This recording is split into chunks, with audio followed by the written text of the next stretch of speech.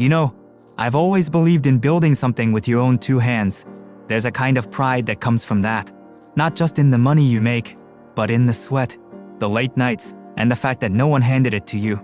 That's how I felt about my little business. It wasn't flashy, and I didn't strike it rich, but it was mine. I ran a small local repair and woodworking shop right out of my garage, fixing furniture, building custom shelves, doing odd jobs for folks around the neighborhood. Word of mouth kept me busy, and over the years I built up a solid list of loyal customers. It's funny, you'd think people would be happy to see a neighbor doing well, especially when it's honest work. But not everyone feels that way. There was one neighbor in particular. Let's just call her Karen. I don't usually like using that term, but if the shoe fits. She lived 2 houses down from me, retired early, always watching from behind her curtains like the world owed her something. At first, it was little things, comments under her breath when we passed each other. Some people don't know when to stop making noise, or it must be nice making money off junk. I'd smile politely, try not to take it to heart. Figured maybe she was just lonely or bored. But over time, her attitude got sharper, more bitter. I'd see her glaring when clients came by. If someone parked near her side of the curb, she'd storm out and make a scene. I remember once, she told one of my customers, right in front of me, that I wasn't licensed and probably not paying my taxes. Total nonsense. I brushed it off at the time, thinking she was just trying to be difficult. But there was something in the way she said it, like she wanted people to doubt me, like she couldn't stand that people respected the work I did. Thing is, I never gave her a reason to hate me. I kept my property clean, never worked during quiet hours, never got in her business. But some folks, they see you doing okay, even modestly okay, and it stirs something ugly in them. I think she looked at me and saw everything she didn't have. Not the business itself, but the drive, the sense of purpose, and it gnawed at her. Still, I didn't think much of it beyond the occasional annoyance. I figured if I kept my head down and stayed out of her way, she'd eventually find a new hobby to focus on. I couldn't have guessed just how far she'd go, or how much she'd end up regretting it. It started slow. So slow, in fact, that I didn't even realize what was happening at first. A few regulars stopped showing up. One client who usually brought me old chairs to fix every month suddenly ghosted me. Another neighbor, who used to wave and chat when I was out working on the porch, started crossing the street to avoid me. I chalked it up to life being busy. People come and go, but something felt off. Then came the rumors. One morning, a longtime customer, a sweet older lady named Martha, came by to pick up a refurbished table. She hesitated at the door, fidgeting with her keys. I could tell something was bothering her. Finally, she said, "I have to ask, you are licensed, right? I mean, someone told me you're doing all this under the table, that you're not paying taxes or following code." I was stunned. I laughed, thinking it was a joke at first, but when I looked at her face, I could see the worry was real. I told her the truth. I had all the necessary permits for home-based work. I paid my taxes, and I'd even had a city inspector give me the all-clear the year before. Everything was in order. She apologized and said she didn't believe the rumors. But still, just the fact that she had to ask meant something. That was when it clicked. Karen. I don't know exactly how she did it. Maybe it was gossip during her walks, maybe phone calls, maybe some Facebook posts in one of those neighborhood groups. But she was planting seeds, whispering just enough poison to make people doubt me. He's not insured. His shop's dangerous. He does shady business. That sort of thing. I started hearing things from others too. One guy told me someone had said my garage was infested. Another said they heard I damaged a customer's property and refused to pay. None of it was true, of course. But when lies get repeated enough, they start sounding like truth, especially in a tight-knit neighborhood. And it wasn't just talk. Code enforcement showed up one day. Someone had filed an anonymous complaint, said I was running an illegal business, disturbing the peace, breaking zoning laws. The guy who came was decent, did a walkthrough, asked some questions, even commented on how tidy everything was. But still, that complaint stayed on file. It meant I had to tread carefully. Too many of those, and I'd be forced to shut down. Business slowed more. People got nervous, hesitant. I was getting fewer calls, and the ones I did get often started with, "Just checking, you're legit, right?" I found myself spending more time defending my reputation than actually doing the work. And all the while, Karen watched from her window. Every time a customer turned away, every time someone argued about my pricing or backed out last minute, I swear I could feel her watching, like she fed on it. It was frustrating, infuriating even, but more than anything, it was disheartening.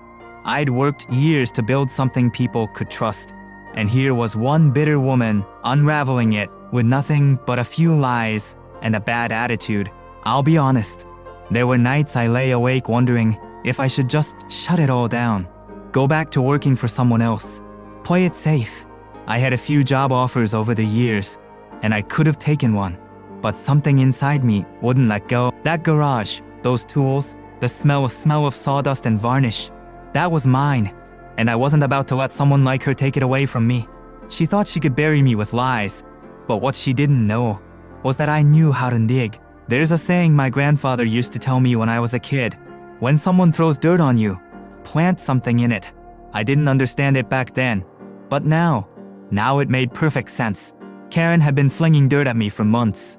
Rumors, complaints, lies, and I'd spent too much time just trying to stay clean. But I realized something important. She was playing dirty because she thought I'd fight back the same way. She wanted me to explode, yell at her, make a scene.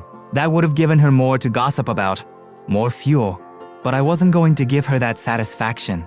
No, I was going to fight back on my own terms, with patience, planning, and purpose. The first thing I did was tighten up every corner of my business.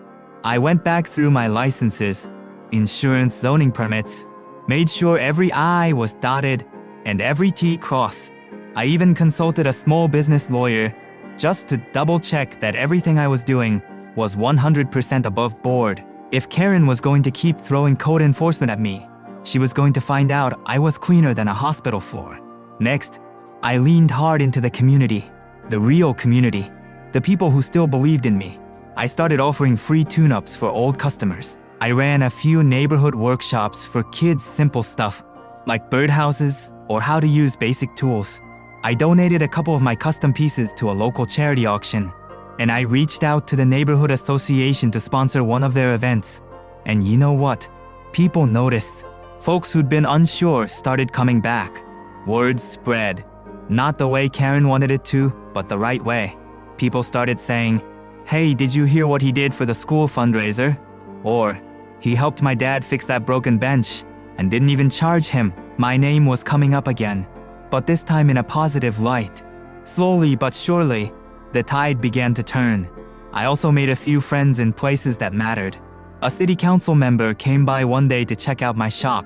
Turned out she'd heard about my free repair work from her aunt. We talked for a while, and I made it clear I wasn't just trying to run a business. I was trying to be part of the neighborhood. She appreciated that, said she wished more local businesses did the same.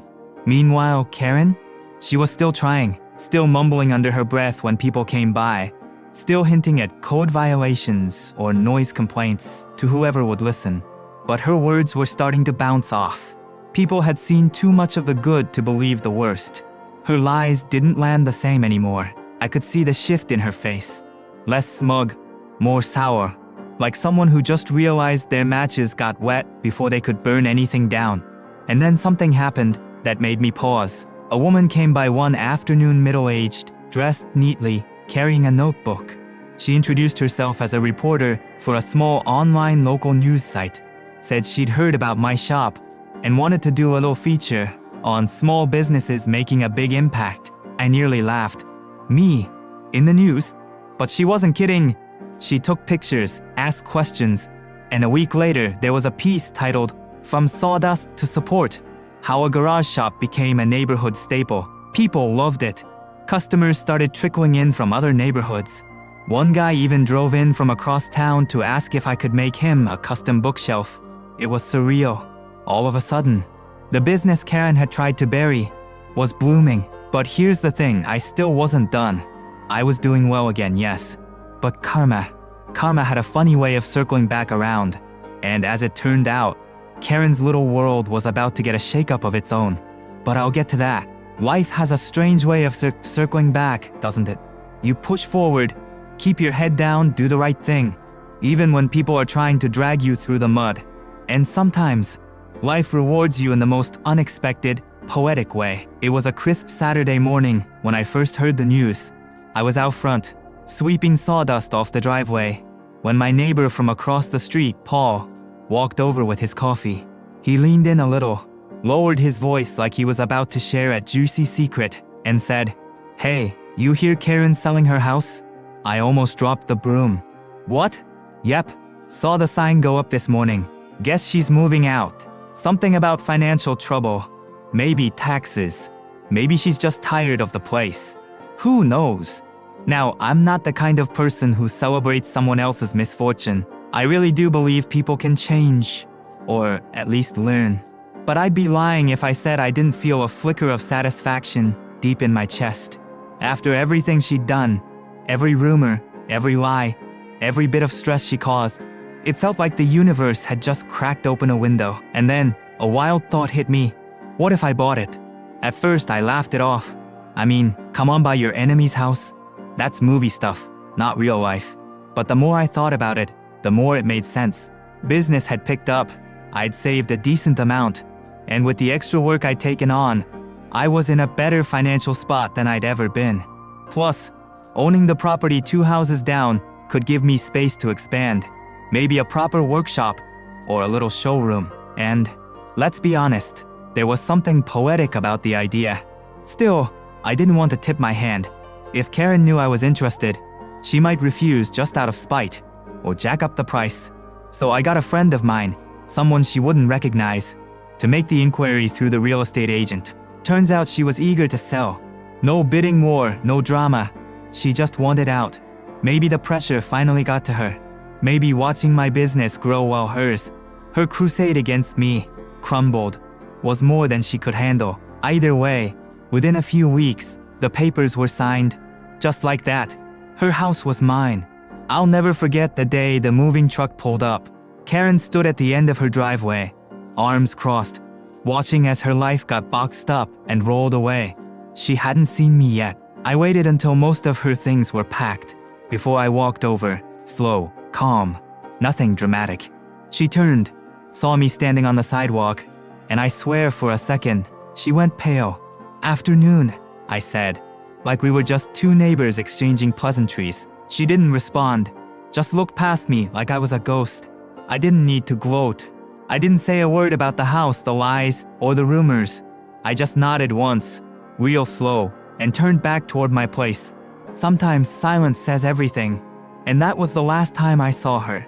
The strangest part, after all the drama, all the tension and games, the victory didn't feel loud. It didn't feel like standing on a mountain, screaming, "I won!" to the world. It felt calm, like exhaling after holding your breath for far too long. Owning that house didn't make me rich. It didn't turn my shop into $1 million business overnight. But it gave me something else, something better, peace. I fixed up the place slowly, a bit at a time. Nothing flashy. I turned the garage into a proper wood shop, finally freeing up my own garage for storage and other projects. I added a little garden in the back, something I'd always wanted to do. A quiet space, with flowers, herbs, a bench shaded by a maple tree. Sometimes I'd go over there in the evenings, sit for a while, and just be. I never told new customers about the history. When people came in and complimented the setup, I'd smile and thank them.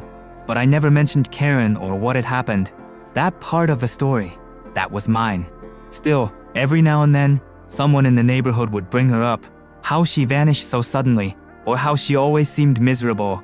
And I'd just nod, because there wasn't anything left to say. She'd written her chapter, and I'd written mine. Funny thing is, people started looking at me differently after all that.